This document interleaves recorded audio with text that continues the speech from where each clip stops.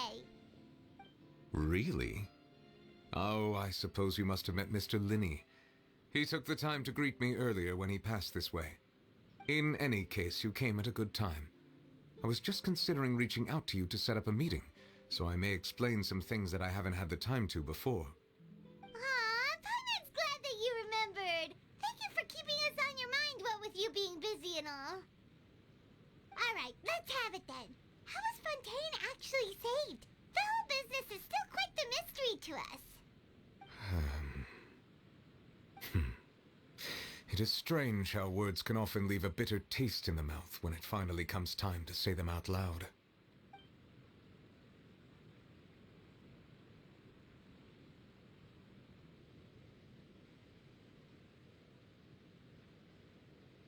Whoa.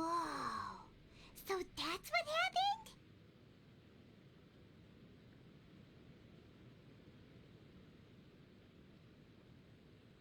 Focalord destroyed the divine throne of the Hydro Archon and restored your power to you, transforming you into a fully fledged elemental dragon sovereign. But Paimon still doesn't quite get what you did to save the Fontainians from dissolving. For me, the authority of the ancient dragons refers to absolute control over the hydro element. Fontainians were incomplete humans born of Egeria's use of the power of the primordial sea, with constitutions similar to that of mimics. But so long as those primordial energies remain within them, I could use the ancient dragon's authority to grant them true blood, after the fashion in which life was first brought into being on this planet. In other words, when I gave my verdict, Fontainians became true humans, and thus would naturally no longer be dissolved by water from the primordial sea. Focalord must have counted on you to make that decision as well. Your verdict was the key to making the prophecy appear to have come true while saving everyone. Yeah, and in a manner of speaking, Focalord finally managed to fulfill the original Hydro Archon's wish to turn Oceanids into real people too! It seems from your expressions that you still have more things you wish to ask. Ask away. I will tell you the truth as I know it. I have investigated his case along many avenues, and I have learned that he once fell into an unknown chasm when he was young.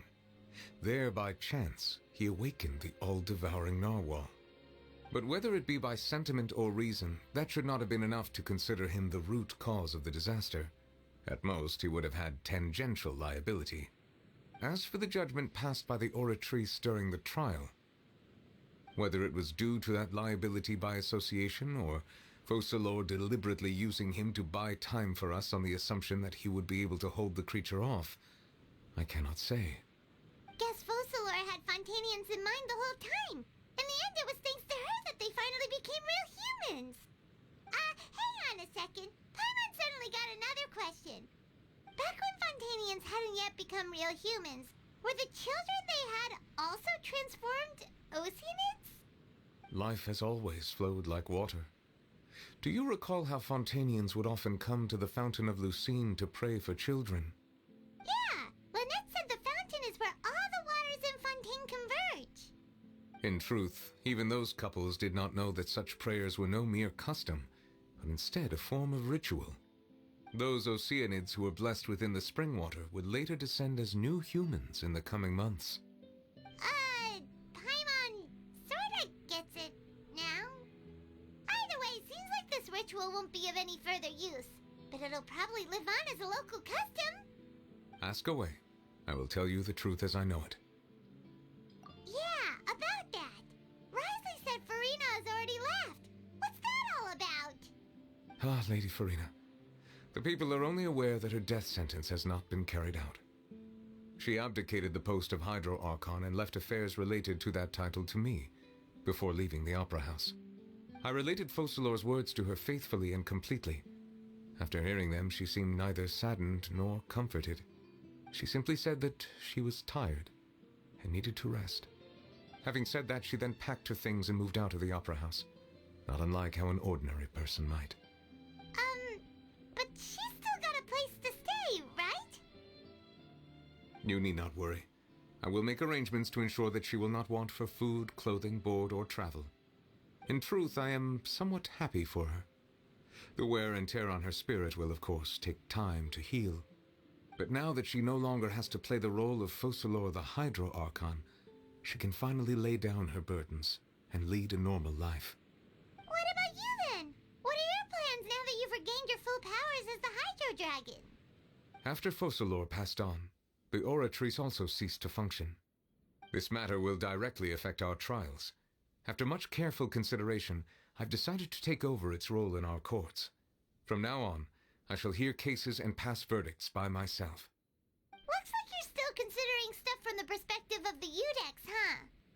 As an elemental dragon, there are indeed many things that I must do. But this power and this duty, in a manner of speaking, you could say that both were granted to me. As such, before I attend to my other responsibilities, I must first and foremost continue to serve Fontaine as its highest judge. The duty of the Hydro Sovereign and the duty of the Udex shall coexist within my person. Additionally, the Hydro Archon's departure has brought about another problem, which is that the Opera House shall no longer produce indemnitium. That's true. That power was derived from the people's faith in the Hydro Archon, wasn't it? Wait, but the various mechs and machines in the city are all still okay. Where are they getting their energy from? As I am now, I have full command over New Musia, and it can serve as a complete substitute. Another reason why I cannot quite leave Fontaine immediately. Wow. This ancient dragon's authority stuff is really quite useful, huh? Ask away.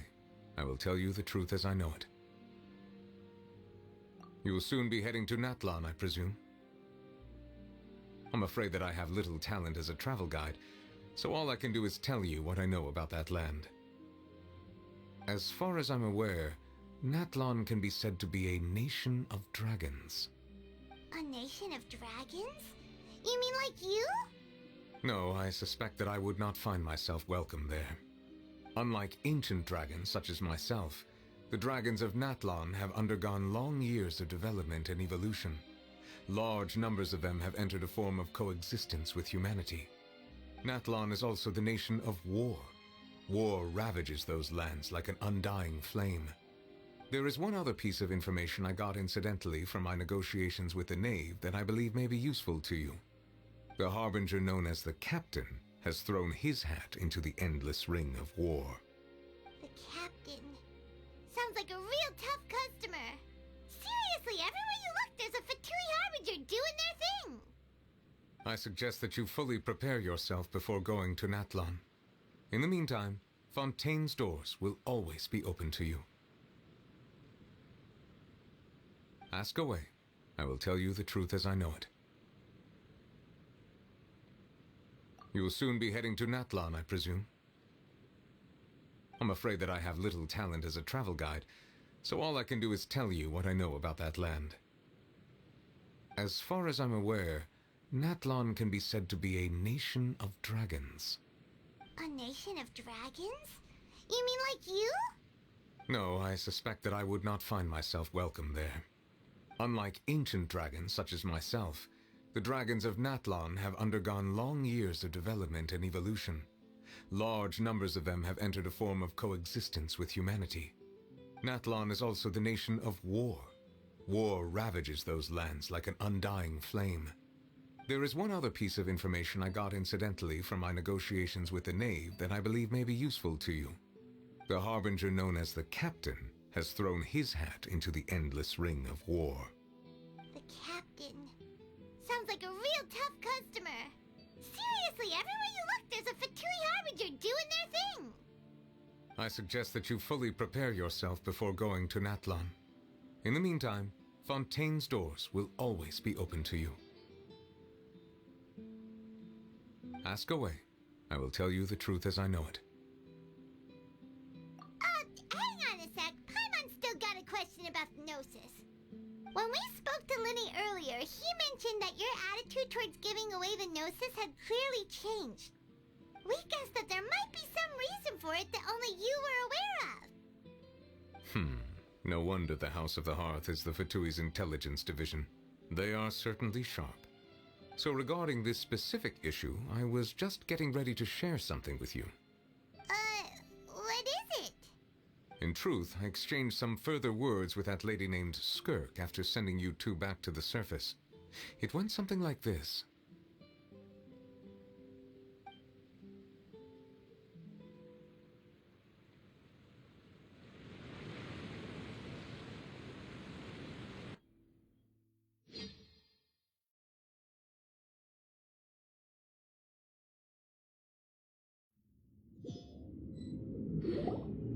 Well, we're going to head topside to see what's going on. You hurry over soon as well, all right, Nervalet? Whoa! What next? The all-devouring narwhal isn't here, so I'm no longer getting any interference. I can finally catch the scent of your power, what it's made of. It is the authority of the planet's primordial dragons, but with something very similar to a god's curse mixed in. It's quite a novel blend. I'm sure I've encountered something like this before. What was it again? I do not know what you speak of. Ah, of course. How could I forget? You should have the remains of the third descender on your person, yes? Remains? I've never heard of any such thing. Huh. According to your parlance, I believe it may be called a gnosis. Well, that much is true. After Focalor's divinity faded, she handed her gnosis to me. But I fear I have never heard of it described in the manner that you just did. I've been training with my master, the Foul, ever since I was young, and I have never returned to the surface since. So most of the information I possess, I got from him. It is only natural for those who are greater than humanity to possess a different sort of common sense, which is why there are so many problems in our attempts to communicate with humans. Regardless, you should probably get rid of objects of misfortune to prevent any disasters from befalling you. To live in itself is a blessing, but once a person dies, the bonds he once had with this world shall all turn to curses. What do you mean by that? No need to fret. These are just my personal thoughts, and my reason for no longer wishing to return to the surface. This third descender you refer to, who are they? And when did they die? Master never mentioned them to me. Perhaps it just wasn't that important for me to know. If you're interested, though, I could ask him. I'll be sure to pass the answer on to you next time. Next time? You believe we will meet again? I do. Wait. I have a disciple of my own, don't I? He can be the messenger, then.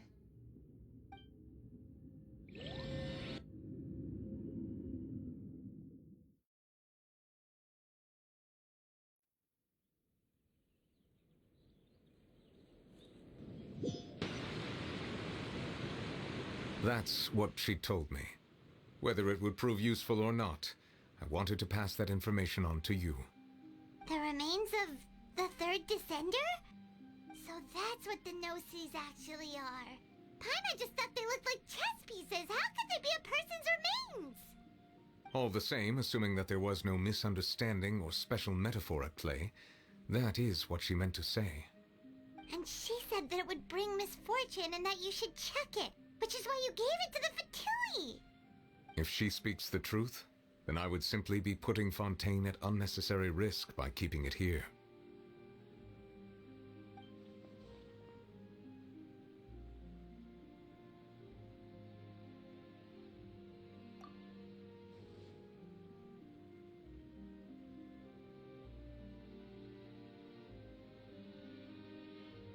I guessed that you might already be familiar with this concept, but I did not expect you to be one of them.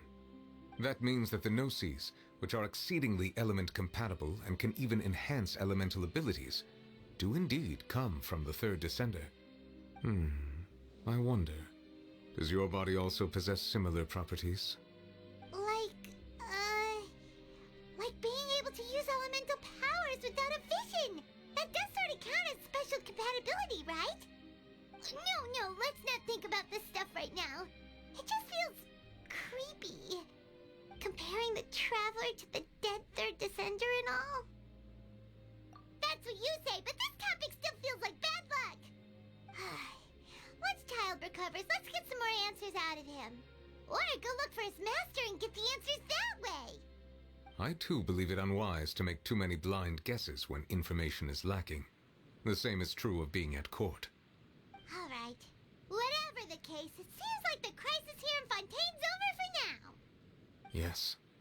All of Focalor's efforts were for this moment as well. But she sacrificed herself in the end as a god, and she suffered through all those years as a human. Was that really what she wanted? I suppose that would be the mystery of a god's will. I suspect not. But once in a while I too would guess that if wishes were like the clouds in the sky, they will one day return to the earth as raindrops. Life flows like water, and rain is the final answer. The water levels may sometimes tilt one way or another, but the rain falls fairly upon all. And what, ultimately, is the difference between the rains that fall upon all of us?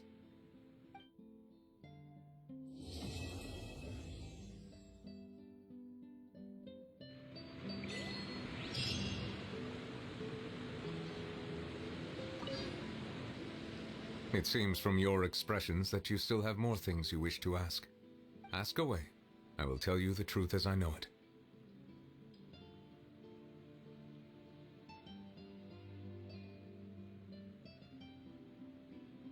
I suggest that you fully prepare yourself